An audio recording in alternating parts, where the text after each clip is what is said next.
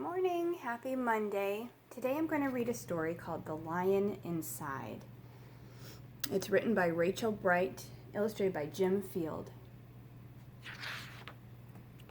The Lion Inside.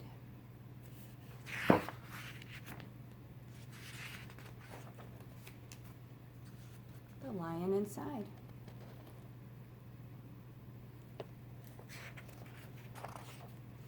In a dry, dusty place where the sand sparkled gold stood a mighty flat rock all craggy and old. And under that rock, in a tiny full house, lived the littlest, quietest, meekest brown mouse.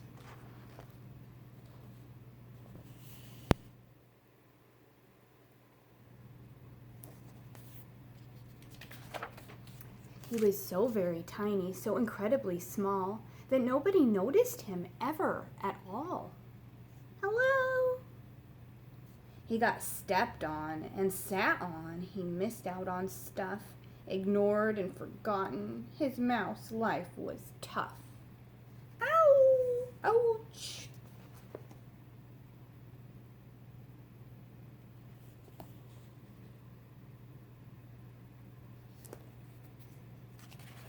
Meanwhile, far above, on top of the rock, times were quite different. It was Lion o'clock. This huge, toothy creature made sure everyone saw how important he was by how loud he could roar.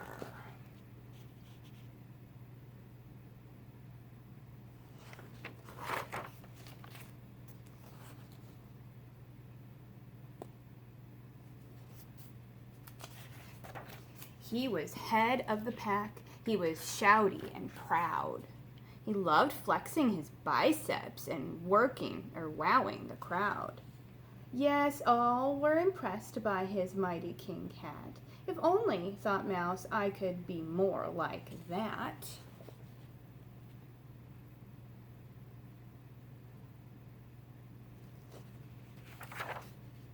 Then late one dark night in his tiny mouse bed, the cleverest thought popped into his head.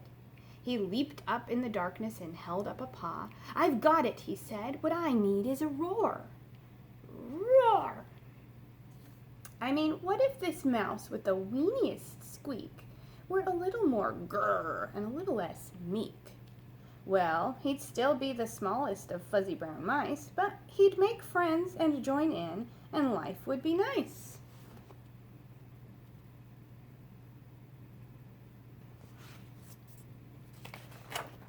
Yes, thought the mouse, I must find out how. I will learn how to roar, and I will learn it now. But it wouldn't be easy. There was only one beast who could teach him this thing, but might make him a feast. It was time to be strong. Take a chance. After all, forever was such a long time to feel small.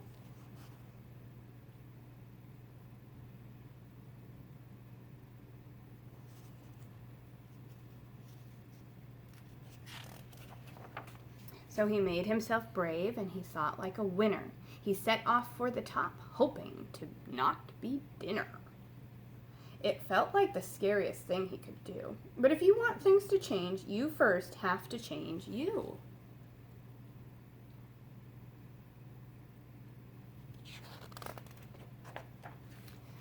The farther he climbed, the closer he got to the slumbering lion reclining on top. Then at last, as he stood on his tippity toes, he found himself suddenly nose to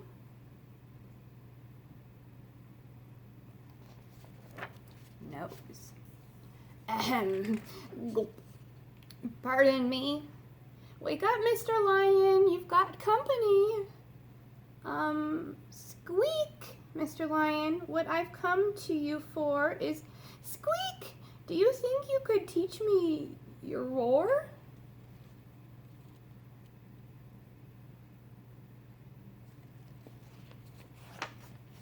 A silence befell that twinkling plain. Lion opened his eyes and puffed out his mane. Time went so slowly it felt like a week. Then he opened his mouth and let out an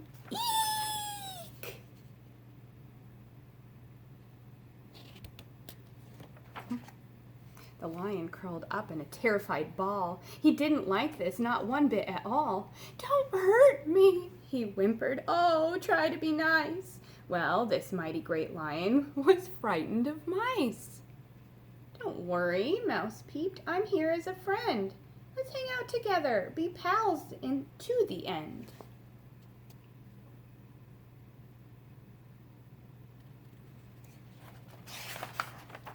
That was a magical moment for sure, when the mouse didn't feel at all small anymore. He had found his true voice and learned to speak out. And for that, you don't need to roar or to shout. And from that day and always, the two were a pair. They both liked that rock better, now that rock was to share. The mouse, while still little, felt big in his head. And Lion, he still roared, but with laughter instead. Ha ha ha ha ha.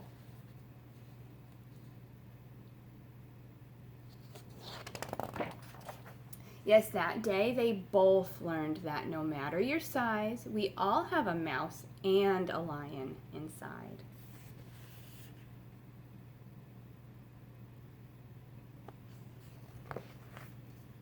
Thanks for reading The Lion Inside with me today.